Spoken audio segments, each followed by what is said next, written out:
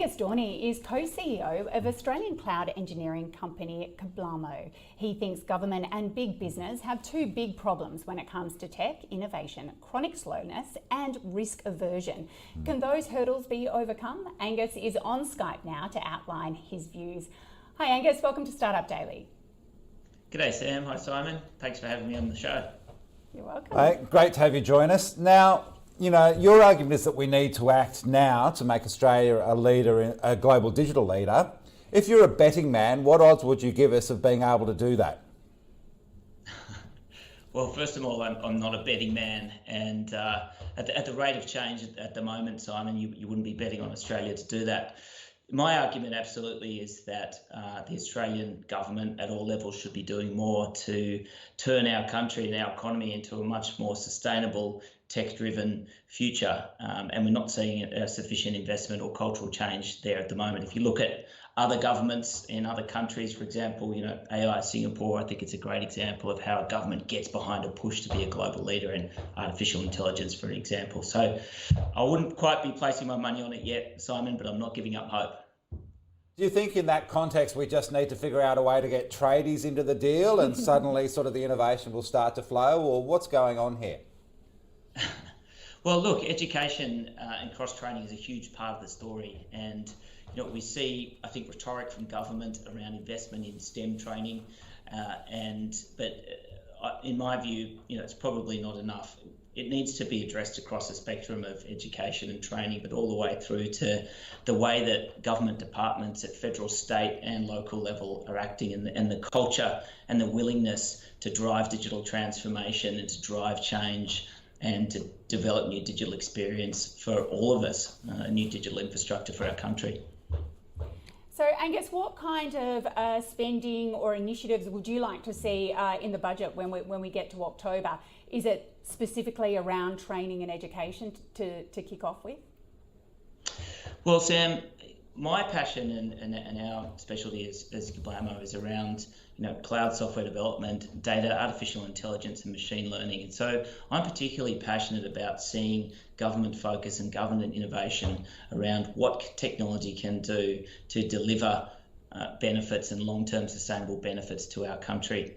So we often deal with enterprises, and the consequence of enterprises not digitally transforming is they lose customers, and they ultimately, their businesses can end up in a lot of trouble. The consequence of government not going through digital transformation is much more social consequences. And I think if you look around us, you can see some of those things. So social consequence might be things like, you know, devastation from bushfires. It might be driving income inequality because regional areas don't have access to, you know, great remote digital infrastructure. So I would really like to see investment into those areas of bolstering not just education and training, but the digital infrastructure of the Australian economy, of investment into projects that are very specifically aimed at data and artificial intelligence. And I think public-private partnerships are also a really important part of the picture, Sam. So I've been really encouraged to see for example, the digital twin initiative between Lend-Lease and the New South Wales government. I think that's fantastic. Been really encouraged to see the Victorian government recently appointing a new innovation minister. So all these things I think need to come together to form the complete picture. Do you think we can sort of rely on the private sector to sort of get it and act first, and then maybe eventually the government will catch up? Or is there just not enough support for private sector to be able to do it? Well, I think it needs to be a partnership, Simon, and you know, a couple of fantastic tech leaders in our country, you know, the guys that founded Atlassian, Scott and Mike, you know, talk about this all the time, and I think are wonderful leaders when it comes to great examples of, you know, government and private sector trying to work together to develop new technology, to parks, to develop educational programs. So I feel as though it's got to be a combination of the two, and I can tell you from my personal experience of running and growing a fast-growing Australian tech business, I feel as though the government can do more to support. I feel as though there's a lot of cultural change that needs to be driven in the government, Simon, if they're going to really foster and help the technology sector grow in Australia and help that transformation of our whole economy and our whole country towards a much more digital-centric future. And that's not just around computing and data, and it's also around things like biotech and renewable energy. These also form really important parts of that picture. Angus, how's Kablamo tracking this year? Have you guys really benefited from the shift to cloud-based working that we've experienced? Sam, our business has held up, I think, relatively well. We've managed to keep growing through this quite challenging 6 months.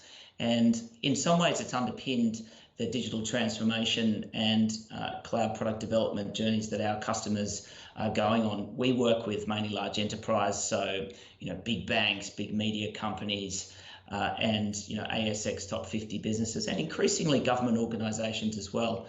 And an episode like COVID really reinforces that it's so important for all companies and government organisations, large, medium and small, to invest in providing a great digital customer experience, not to become complacent around physical customer experiences. So I think that long-term trend has underpinned the continued success of our business, but I certainly wouldn't be prepared to say that we're out of the woods yet, and as all small medium businesses are going, of course there's uncertainty as to what the next 6 and 12 months looks like.